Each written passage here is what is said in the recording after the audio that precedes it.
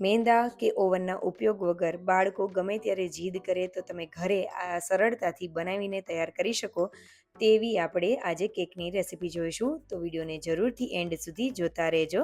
તમારું સ્વાગત છે મારી ચેનલમાં અને આપ સૌને મારા જય શ્રી કૃષ્ણ. તો ચાલો શરૂ કરીએ આજની આ રેસીપી. તો સૌથી પહેલાં આપણે એક લોયું લઈ લેશું. તો આજે આપણે ઓવન વગર બનાવવાના છીએ, તો મેં અત્યારે લોયાનો ઉપયોગ કરેલો છે. તમે કુકરમાં પણ આ કેકને બનાવી શકો છો. લોયામાં આપણે મીઠું એડ કરી દઈશું. તો આ હું જ્યારે પણ કેક બનાવું કે કંઈ પણ વસ્તુ બનાવતી હોય તો તેમાં મલ્ટિપલ ટાઈમ યુઝ કરેલું છે મીઠું, એટલે તમને આ રીતનું દેખાઈ રહ્યું છે. વારંવાર યુઝ કરેલું છે. એટલે હવે તેમાં સ્ટેન્ડ ગોઠવીને લો ટુ મીડિયમ ફ્લેમ ઉપર આપણે ઢાંકીને તેને થવા માટે રાખી દેશું. આ કરવું ફરજિયાત છે. 10થી 15 મિનિટ માટે કરી લેશું, જેથી કરીને તે પ્રી હીટ થઈ જાય અને આ રીતે કરવાથી આપણી કેક સરસ એવી તૈયાર થઈ છે. હવે આપણે એક કેક ટીન લઈ લઈશું. તમારી પાસે જે પણ શેપનું હોય એ તમે લઈ શકો છો. તેમાં સ્મેલ વગરનું તેલ અથવા તો તમે ઘીનો પણ ઉપયોગ કરી શકો છો. તે એડ કરીને આ રીતે બધી જગ્યાએ તેને સરસ એવું સ્પ્રેડ કરી લેશું. અને આ રીતે થઈ જાય એટલે મેં તેમાં બટર પેપરને પણ તેના શેપમાં કટ કરી લીધેલું છે. જો તમારે આ રીતે બટર પેપર તમારી પાસે ન અવેલેબલ હોય તો તેલ લગાવીને જે સૂકો લોટ હોય ઘઉંનો લોટ તે ડસ્ટિંગ કરી લેવું અને ડસ્ટ કર્યા પછી તેને હાથની મદદથી ટચ ન કરવું અને વધારાનો જે લોટ હોય તે કાઢી લેવો. આ મેથડ જો તમને ન આવડતી હોય તો મેં અગાઉ પણ રેસીપી શેર કરેલી છે કેકની, તેમાં પણ શીખવાડેલું છે, તો તમે એ પણ ચેક કરી શકો છો. તો હવે આપણે અહીંયા કેક ટીનને સાઈડમાં રાખી દઈશું અને મેં અહીંયા પ્લમ લીધેલા છે. તો સિઝનમાં હતા ત્યારે મેં પ્લમ લીધેલા છે. જો તમારી પાસે પ્લમ ન હોય, તમારે સ્ટ્રોબેરી એડ કરવી હોય ને તો પણ કરી શકો છો. તો જે તમને ફ્રૂટ આવી રીતનું ભાવતું હોય તો તમે લઈ શકો છો. અથવા તો તમારી પાસે કોઈ પણ ફ્રૂટ અવેલેબલ ન હોય અને અચાનક બનાવવાની થાય તો તમે ડ્રાય ફ્રૂટનો પણ ઉપયોગ કરી શકો છો. તો હવે આપણે પ્લમને આ રીતે સરસ એવા કટ કરી લેશું નાના નાના પીસીસમાં. તો અહીંયા મેં 2 થી 2.5 જેટલા પ્લમનો ઉપયોગ કરેલો છે. કારણ કે 1 કે 2 પ્લમ જે છે તે ખરાબ નીકળેલા હતા, તો મેં કાઢી નાખેલા છે એટલા માટે. તો આ રીતે પ્લમના કટકા કરી લીધેલા છે. હવે તેને એક બાઉલમાં કાઢી લેશું અને ત્યારબાદ હવે આપણે કેકની પ્રિપેરેશન કરી લેશું. તો તેના માટે સૌથી પહેલાં આપણે એક મિક્સર જાર લઈ લેશું. તેમાં મેં અહીંયા 1 કપ જેટલો રવો લીધેલો છે. રવો હોય કે સૂજી હોય, સૂજી થોડી મોટા દાણાવાળી આવતી હોય છે. તો કોઈ પણ વસ્તુ લ્યો તો તેને મિક્સર જારમાં સૌથી પહેલાં લઈ લેશું અને અડધા કપ જેટલી મેં ખાંડ એડ કરેલી છે. અડધા કપથી થોડી ઓછી મેં રાખેલી છે. તો તેને આપણે મિક્સર જારમાં એડ કરીને આપણે તેને સરસ એવો પાવડર બનાવી લેવાનો છે. તો તેનાથી શું થાય કે જ્યારે આપણે કેક બનાવીને તો વધારે તે એકદમ ભૂરભૂરી, એટલે કે રવા જેવું ટેક્સચર આવીને તે ખરી ન જાય એવું ટેક્સચર તેનું થવું જોઈએ. તો એ રીતનું આપણે પાવડર તૈયાર કરવાનો છે. તો તમે જોઈ શકો છો કે મેં આ રીતનો પાવડર તૈયાર કરી લીધેલો છે. જો તમારે તેનો દાણો થોડોક મોટો હશે તો તે એકદમ ખરી જાય છે. જ્યારે તે આપણે કેક કટિંગ કરીને રાખીએ તો એકદમ ક્રમ્બલી ટેક્સચર તેનું થઈ જાય છે. એટલા માટે હવે આપણે તેને સાઈડમાં રાખી દઈશું અને એક મિક્સિંગ બાઉલ લઈ લઈશું. તેમાં મેં અડધા કપ જેટલું દહીં લીધેલું છે. દહીં રૂમ ટેમ્પરેચરવાળું અને તે મોડું હોય એ રીતનું લેવાનું છે. ખટાશવાળું દહીં નથી લેવાનું. હવે તેમાં આપણે તેલ એડ કરીશું. તો 1/4 કપ જેટલું મેં તેલ એડ કરેલું છે. તેલ સ્મેલ વગરનું હોવું જોઈએ અથવા તો તમે ઘીનો પણ ઉપયોગ કરી શકો છો. અને જો તમારી પાસે એવું ન હોય કે એવું બની શકે નહીં કે તેલ કે ઘી એડ ન કરવું હોય તો તમે શીંગ તેલ લેશો તો પણ તેમાં સ્મેલ તો થોડી આવશે, એટલે એ વાતનું ધ્યાન રાખવું. હવે આપણે તેલ અને જે દહીં છે એકદમ સરસ એવું મિક્સ થઈ જાય. તમે જોઈ શકો છો કે કઈ રીતનું મિક્સ થઈ ગયું છે. તો આ રીતનું ઘટ એકદમ સરસ એવું મિક્સ થઈ જાય ને એ રીતે કરવાનું છે. ત્યારબાદ આપણે જે મિક્સર જારમાં જે લોટ બનાવીને તૈયાર કરેલો છે તે એમાં એડ કરી દઈશું અને લમ્પ્સ ફ્રી બેટર થાય એ રીતે કરી લેશું. ત્યારબાદ તેને સાઈડમાં રાખી દઈશું અને એક નાનું બાઉલ લઈ લઈશું. તેમાં મેં અત્યારે તૂટી ફ્રૂટી લીધેલી છે. તેમાં 1 ચમચી જેટલો જે રોટલીનો લોટ હોય તે એડ કરીને આ રીતે આપણે તેને હલાવી લેશું. તો જેથી કરીને શું થશે કે તૂટી ફ્રૂટી ઉપર તેમાં કોટિંગ થઈ જશે.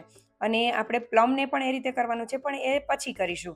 હવે આપણે મિક્સિંગ બાઉલ લઈ લઈશું. તો તેમાં અત્યારે જે સૂજી છે તે થોડી થોડી ફૂલાવા લાગી છે અને આ બધી વસ્તુ કરશું ત્યાં સુધીમાં તે સરસ એવી સેટ પણ થઈ જશે. તો 2 મોટી ચમચી એટલે કે 2 ટેબલ સ્પૂન જેટલો મેં મિલ્ક પાવડર એડ કરેલો છે અને 2 ટેબલ સ્પૂન જેટલો મેં વેનીલા જે કસ્ટર્ડ પાવડર આવે એ એડ કરેલો છે.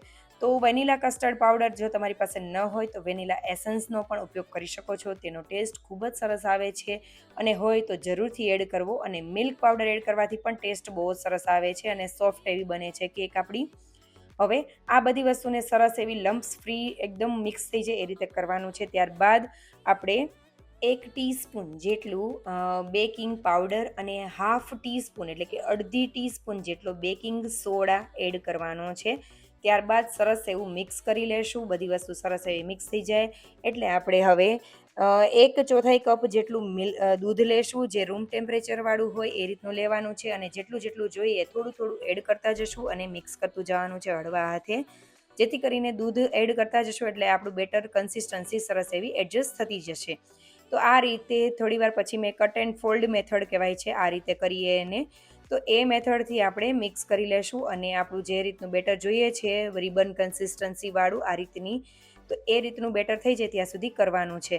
તો એ દૂધ આપણે કેટલું એડ કરવું એ આપણા સૂજી એટલે કે રવા ઉપર પણ ડિપેન્ડ કરે અને દહીં પણ ઉપર પણ ડિપેન્ડ કરે છે. તો જેટલું જોઈ એટલું જ એડ કરવાનું છે.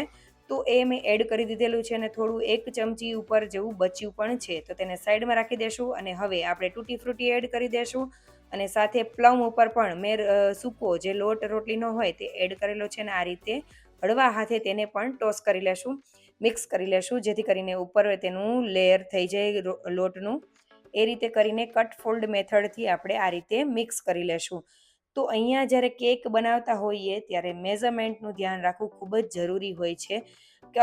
સ્પેશિયલી બેકિંગ જ્યારે કરતા હોય ત્યારે તો ધ્યાન રાખવાનું હોય છે. બાકી અમુક વસ્તુ એવી હોય છે કે જેમાં તમે ન કરો તો પણ ચાલે, પણ બેકિંગ જ્યારે કરીએ ત્યારે ખાસ ધ્યાન રાખવાનું હોય છે. તો એ વાતનું ખાસ ધ્યાન રાખવું. અને અહીંયા આપણું બેટર જો વધારે રની ન થઈ જાય એ વાતનું પણ ખાસ ધ્યાન રાખવું. હવે આપણે કેક ટીનમાં આ બેટરને એડ કરી દેશું અને તેને ઉપરથી આપણે ગાર્નિશિંગ માટે તૂટી ફ્રૂટી એડ કરી દેશું. તો મલ્ટી કલરની યુઝ કરેલી છે અને સાથે ઉપરથી મેં ડ્રાયફ્રૂટ પણ એડ કરેલા છે. તમે સીડ્સ પણ એડ કરી શકો છો. પમ્પકિન સીડ્સ છે કે મેલન સીડ છે કે પછી સનફ્લાવર સીડનો પણ ઉપયોગ કરી શકાય છે, અથવા તો તમને ભાવતા ડ્રાયફ્રૂટ પણ એડ કરી શકો. અહીંયા ચોકલેટની તમને ફ્લેવર જોઈતી હોય તો ચોકો ચિપ્સને પણ એડ કરી શકાય. હવે 10થી 15 મિનિટ થઈ ગઈ છે તો આપણું જે લોયું રાખેલું હતું તે સરસ એવું પ્રીહીટ થઈ ગયું છે. તો આપણે કેક ટીન તેમાં એડ કરી દેશું, એટલે કે મૂકી દેશું અને ઢાંકીને તેને સરસ એવું થવા માટે રાખી દેશું. તેને આપણે 40થી 45 મિનિટ જેવું તેને બેક કરવાનું છે. તો 35 મિનિટ જેવું થઈ ગયું છે અને હું ચેક કરી રહી છું. તમે જોઈ શકો છો કે વચ્ચેથી બેટર આપણું જે છે તે હજી કાચું છે. જ્યારે તમે ટૂથપીક કે ચપ્પુ અંદર એડ કરશો એટલે તમને ખ્યાલ આવી જશે. જો બેટર અંદર હશે તો તેમાં ચોંટી જશે અને જો નહીં હોય તો તે ક્લીન નીકળશે. તો મેં ફરીથી તેને ઢાંકીને રાખી દીધેલું છે. જ્યારે આપણે બેક કરીએ ત્યારે તેને એકદમ લો ફ્લેમ ઉપર તેને બેક કરવાનું છે 40થી 45 મિનિટ જેવું. અને ત્યારબાદ જ તેને ઢાંકણ ખોલીને આ રીતે ચેક કરવાનું છે. જો તમને એવું લાગે કે જો તેમાં ટૂથપીકમાં ક્લીન નથી આવતી તો તેને ફરીથી 10થી 15 મિનિટ જેવું રાખી દેવું, જેથી કરીને તે સરસ એવું થઈ જાય.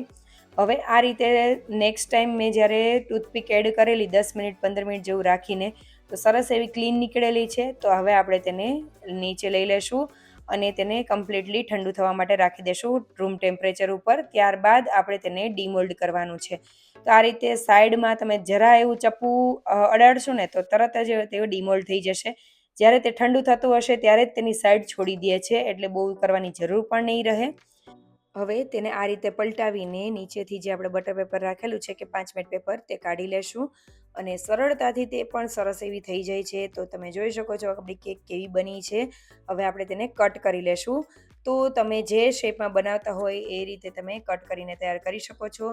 હવે તમે જોઈ શકો છો કે કેટલી સ્પોન્જી એવી આપણી કેક બનીને તૈયાર થઈ છે. અને જે રીતે આપણે તૂટી ફ્રૂટીમાં અને જે પ્લમ છે તેમાં આપણે જે કોટિંગ કરેલું હતું લોટનું, એના લીધે તમને વચ્ચે વચ્ચે તે દેખાઈ રહી છે. જો તમે એ ન કરો તો તળિયે બેસી જાય છે અને તમને વચ્ચે વચ્ચે તેનો ટેસ્ટ નહીં આવે, મતલબ તળિયે બધું બેસી જશે.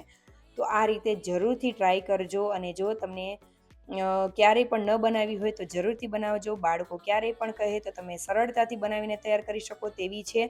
અને આમાં જો તમારે તૂટી ફ્રૂટી કે એવું ન એડ કરવું હોય તો બાળકોને તમને એને મન ભાવતા ડ્રાયફ્રૂટનો પણ ઉપયોગ કરીને તમે આ કેકને બનાવીને તૈયાર કરી શકો છો. સરળતાથી બની પણ જાય છે અને સ્વાદમાં ખૂબ જ સરસ એવી લાગે છે. તમે ખાંડના બદલે સાકરનો પણ ઉપયોગ કરી શકો છો.